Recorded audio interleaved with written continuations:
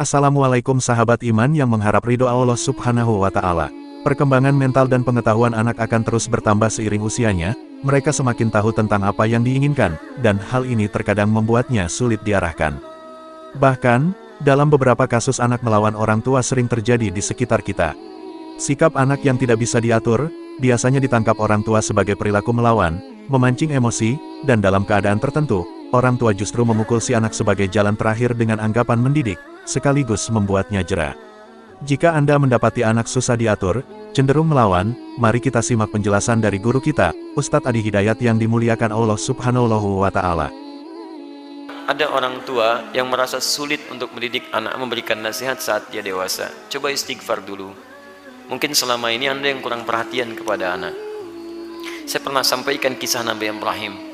Bagaimana seorang Ismail alaihissalam yang baru tumbuh usia 4-5 tahun belum balik, melihat bapaknya sedang bekerja atas perintah Allah, bergetar hatinya, tersentuh untuk menolong bapaknya walaupun ayahnya nggak minta.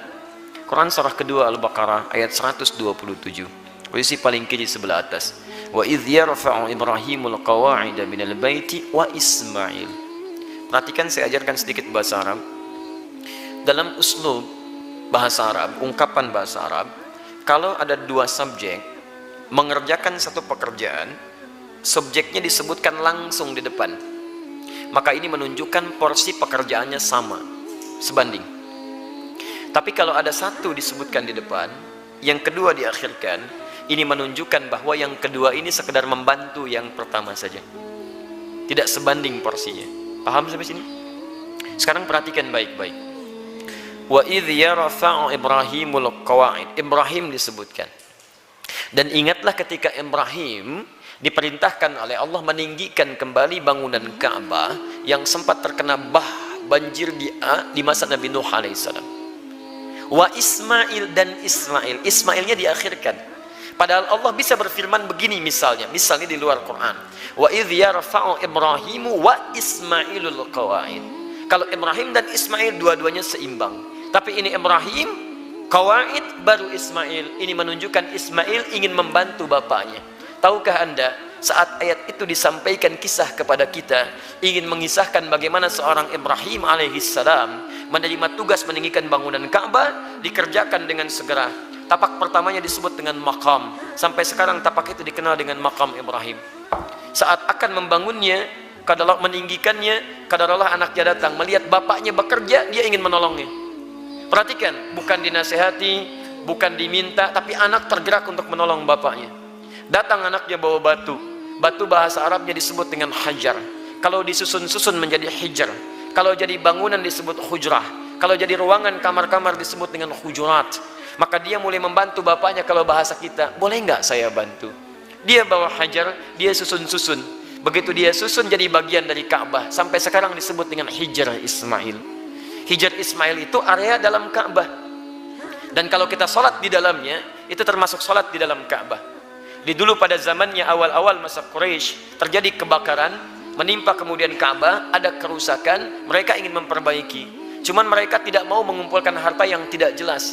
Akhirnya orang jahiliyah berusaha mengumpulkan harta yang paling halal. Tuh, orang jahiliyah bangun Ka'bah aja cari yang paling halal. Anda bisa bayangkan. Jadi mereka kumpulkan dan ternyata nggak cukup. Karena nggak cukup, kemudian area Hijr Ismail ini ya tidak tercukupi untuk kemudian dibangun pada area-area yang tertutup dengan area Ka'bah.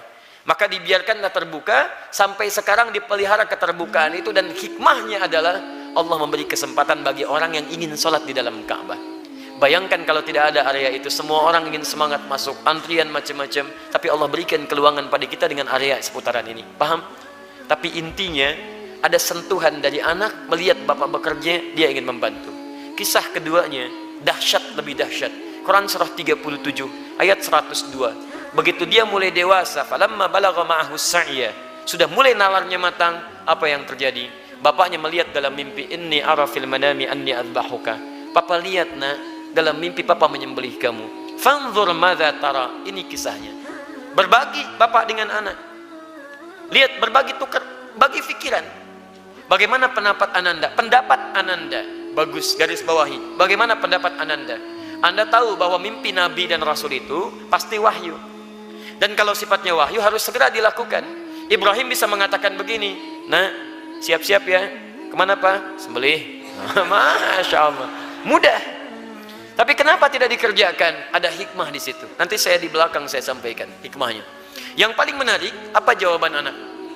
Anak yang bukan protes, bukan marah, tapi meyakinkan dan menguatkan ayahandanya. Lihat kalimatnya, ya abati, panggilannya abati. Ketika anak dipanggil bunai dengan panggilan sayang, maka anak membalas dengan kalimat abati.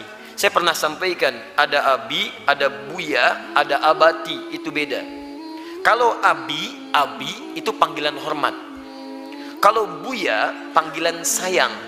Bisa sayang kepada ayah secara biologis, atau sayang kepada ilmu yang dimiliki seseorang. Saya memanggil Buya Hamka rahimahullah. Beliau bukan ayah saya, tapi saya menyayangi keilmuan yang melekat pada beliau. Paham? Kalau Anda ingin menggabungkan antara abi dengan Buya, maka gabungannya disebut dengan abati. Itu panggilan hormat dan sayang. Bapak mengambil sayang, memanggil sayang ke anak, anak membalas, lihat kalimatnya, ya abati, pa, demi sayang dan hormat nanda pada papa, if'al ma tu'mar, kerjakan sekarang yang diperintahkan, satajiduni insyaallah minas sabirin. Ayah pasti dapati saya seorang yang sabar.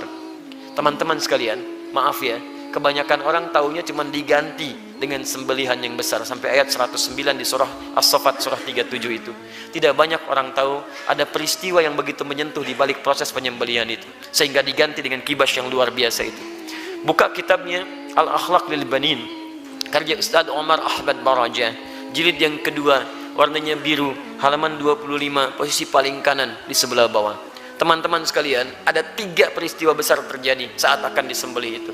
Ketika Ismail mulai diikat, ikatan mulai terasa longgar. Kata Ismail, duhai ayahanda, tolong kencangkan ikatan ini, supaya nanti saat saya akan disembelih tidak merontak saya dan tidak membuat ayah iba dan tidak jadi menyembelih saya. Lihat, supaya ayahnya sempurna menyempurnakan tugas.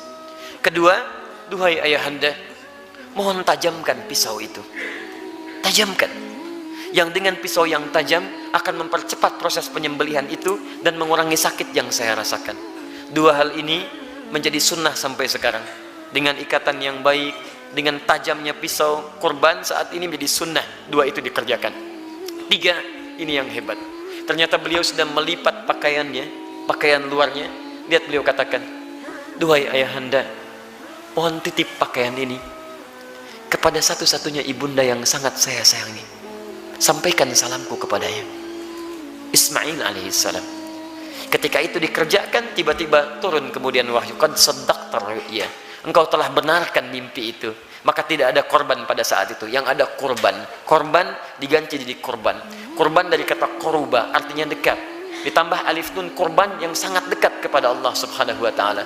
Mereka berdua saking dekatnya dengan Allah, mimpi saja diamalkan. Ada orang yang pengen dekat dengan Allah, di dunianya tadi perintahkan gak dikerjakan. Orang mimpi dikerjakan. Ini mendengar azan dipanggil sholat gak datang-datang. Cita-cita surga Firdaus bersama Nabi tanpa hisab. Keterlaluan itu kan. Nah teman-teman yang paling menarik, kenapa Ismail punya rasa demikian dalam pada papahnya? Lihat, Nabi Ibrahim ketika kemudian Ismail dilahirkan, kemudian turun wahyu supaya dipisahkan dengan ayahandanya, ibu, anak, ayah, pisah. Kemana? Beliau di Palestina, anak di Mekah dengan ibunya. Quran surah 14 ayat 37. Biwadin ghairi dhi zar'in 'inda baitikal muharram. Ditinggalkan di satu tempat yang tandus tumbuhan gak ada. Lihat baik-baik ya. Saya percepat langsung. Ini Ismail dengan ibundanya, ini Ibrahim. Di balik jarak yang jauh, Nabi, Rasul punya tugas mencari nafkah, punya macam-macam, tapi beliau masih menyempatkan waktu untuk menengok perkembangan anaknya. Tengok siapa yang merawatnya, bagaimana pertumbuhannya, bagaimana asinya, bagaimana pertumbuhan kampungnya. Dari Palestina ke Mekah, itu kalau pakai bis 1 hari 2 malam. Tengok, makanya disebut Ibrahim, sang penyeberang. Makanya disebut Ibrahim, diambil dari serapan bahasa Arab Abun Rahim. Bisa dimanapun Anda berada, kesulitan, nasihat yang diterima oleh anak, terkadang bukan karena anak itu tidak mau mendengar nasihat orang tuanya, tapi seringkali diakibatkan karena orang tua tidak memiliki perhatian yang cukup kepada anak sebelumnya. Perhatikanlah bagaimana Nabi Ibrahim, seorang nabi, seorang rasul, seorang ayah, yang dengan segala kesibukannya itu masih memberikan waktu yang luang untuk bermain, mengamati, dan hadir dalam keadaan dan permainan anak-anaknya. Sehingga apa yang terjadi, walaupun tinggal beliau di Palestina, anaknya berada di Mekah, itu masih tetap bisa mengontrol, Pak. Beliau melihat bagaimana lingkungannya, perkembangan dia, mainnya, tentang asiknya, tentang kisahnya. Sehingga ketika orang tua hadir dalam dunia anak, anak tidak merasa kehilangan dengannya. Itu yang dimaksudkan di Quran surah ke-31 ayat 13 sampai ayat 19 itu. Ada 4 pendidikan dini yang harus ditanamkan pada anak sejak awal, sehingga anak itu akan mudah nanti mendekat kepada Allah, dekat dengan orang tua, dan bergaul balik dengan lingkungannya. Ayat 13-nya pengajaran tentang tauhid, ayat 14 sampai 15 mengajarkan tentang bagaimana pendekatan anak dengan kedua orang tuanya. Ayat selanjutnya mengajarkan tentang bagaimana pendidikan sholat ditanamkan sejak dini. Dan yang keempat tentang akhlak, supaya dia dekat dengan lingkungannya. Nah, ini kadang-kadang yang kita lupa. Mohon maaf, kita itu bukan nabi, rasul juga bukan. Surganya tidak sedekat Nabi Ibrahim. Maaf, gelar kita bukan Khalilullah, bukan Abul Anbiya. Sesibuk apa sih? Kadang-kadang pekerjaan berangkat gelap, pulang gelap, anak tidak bisa terlihat dengan baik. Ini barangkali yang menyebabkan anak-anak kadang ingin mencari perhatian, bukan karena nakal, tapi mungkin karena orang tuanya tidak hadir dalam dunianya. Itu yang jadi persoalan. Saya mohon Bapak Ibu sekalian, kita sudah punya pengalaman yang sama. Ya, setiap Anda pulang ke rumah, anak kan tidak akan menyebut dengan profesi Anda. Anda jadi direktur di kantor, tapi di rumah anak Anda itu mengharapkan ayah, bukan direktur. Pernah Anda pulang disambut oleh anak, Pak Direktur, Masya Allah, hebat kalau begitu Anda. Saya selama ini pulang ke rumah, anak kami masih kecil-kecil. Sejak dia usia 3 tahun, anak yang pertama, itu menanti depan rumah. Gak pernah saya pulang sampai ke rumah dibuka, sampai hari ini dengan adiknya. Kalau menyambut kami, datang dia berdua, tidak pernah memanggil sampai hari ini. Ustadz, tidak. Ternyata mereka menunggu ayahnya gitu. Satu kejadian, karena tahu saya sering kali pulang malam, dia siangnya tidur. Banyak dia tidur supaya tunggu malam saya datang. Ternyata kadang ingin menampilkan sesuatu, ingin menyampaikan pesan tertentu. Kadang ingin menyampaikan pesan bahwa saya sudah menghafal surat 8 jam tunggu-tunggu itu. Antum juga begitu. Anak antum mungkin menyiapkan karya macam-macam, cuman ketika pulang, beban pekerjaan Anda yang di luar itu kadang dibawa ke rumah, itu yang membuat kita tidak adil. Itu yang repot. Kadang-kadang masalah di kantor dibawa ke rumah. Nyampe ke rumah anak sudah menunggu, sudah menyusun senyum sebaik mungkin, ketika dibuka ayahnya cemberut. Papa, diam kamu. Hah? Kenapa mas? Kamu lagi ikut-ikutan. Ikut apa? Ya, jadi nggak nyaman situasinya. Begitu saya datang tiba-tiba, Buya, main bola yuk. Ah, main bola tuh. Main kita apa malam? Itu yang menarik. Sampai besoknya diceritakan sama bundanya, Buya itu capek kak, tunggu dulu ya. Pijitin dulu, bobok sebentar, baru main. Besoknya ditunggu, Masya Allah, di depan pintu. Buya, capek ya? Masya Allah. Ayo sini bobok, kakak pijitin. Pijitin pak. Bobok dulu, bobok merem-merem, katanya merem. Begitu merem kita, baru semenit. Ya bangun, main bola yuk. Tapi itu tuh susah didapatkan lagi ketika dia dewasa. Jadi kalau Anda nggak dapat sekarang, besok Anda tidak akan bisa meraihnya. Karena itulah orang tua seperti Ibrahim alaihissalam memberikan perhatian yang dalam. Anak itu punya rasa. Jangankan mendengar nasihat bapak ibu, ya nyawa saja mau diserahkan kok. Bapak cuma mimpi melihat kamu begini. Kak, kerjakan sekarang pak. Coba antum tes pulang dari sini. Bapak tadi ikut kajian Quran Sunnah Solution. Wah, dapat gambaran. Nyembelih kamu. Bagaimana pendapat kamu? Wah, sesat pak itu. Jangan ikuti lagi. Repot gitu kan. Jadi yang pertama itu demikian. Pertama kita koreksi dulu. Yang kedua kita mendekat kepada Allah, berdoa, ya Allah, tidak engkau titipkan anak itu kepada ibunda yang lain kecuali pada hamba, ya Allah. Berikan kekuatan. Hamba yakin engkau tidak pernah memberikan ujian kecuali kepada yang sanggup menjalaninya. Sentuh hatinya ya Rabb. Sentuh hatinya ya Rabb. Ingat ketika seseorang telah menikah pun, kewajiban untuk memberikan nafkah berhenti memang. Tapi mohon maaf, perhatian itu kan tidak terputus. Anda masih berhak memperhatikan, memberikan arahan dan sebagainya. Karena itu, jangan putus dalam memberikan nasihat, Sampaikan dengan cara yang terbaik. Kalau tidak pakai bahasa akal, gunakan bahasa hati. Setidaknya jadikan dia teman dalam kehidupan. Insya Allah dengan kalimat yang menyentuh, lama-lama dia akan tersadar. Jadi buka dengan doa, setelah itu ajak untuk berbicara dengan bahasa hati. Nah, mama bersyukur kamu sekarang sudah tumbuh dewasa, cukup pintar, teman kamu banyak. Dulu saat kamu dikandung, masuklah ke situ. Besar harapan mama terhadap kamu. Tiap malam mama bermohon kepada Allah mengalirkan air mata, supaya kita itu bisa sama-sama duduk, sama-sama tersenyum, kita bisa bahagia. Saat kamu berada dalam sekian bulan, harapan itu semakin tinggi. Ayah menambah peluk keringatnya supaya kamu bahagia. Kami berdoa supaya kamu tidak seperti kami, makannya mungkin terbatas dan sebagainya. Pelan-pelan sampai sudah masuk ke dalam jiwanya, baru antum sampaikan nasihat-nasihat kebaikan. Insya Allah pelan-pelan di situ akan hadir kebaikan-kebaikan. Demi Allah saya katakan, sepanjang menjadi orang tua akan ada satu chemistry yang terbangun antara dua hati, yang satu sama lain akan saling tersentuh di situ. Semoga Allah memberikan kekuatan insya Allah.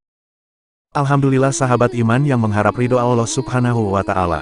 Telah kita dengar nasihat dari guru kita, Ustadz Adi Hidayat yang dimuliakan Allah Subhanahu wa Ta'ala. Kita kesankan dalam hati, kita niat amal dan sampaikan. Semoga Allah memberikan kita kepahaman. Subhanallahi wa bihamdihi, subhanakallahumma wa bihamdika, asyhadu alla ilaha illa anta, wa astaghfiruka wa atubu ilaik. Wassalamualaikum.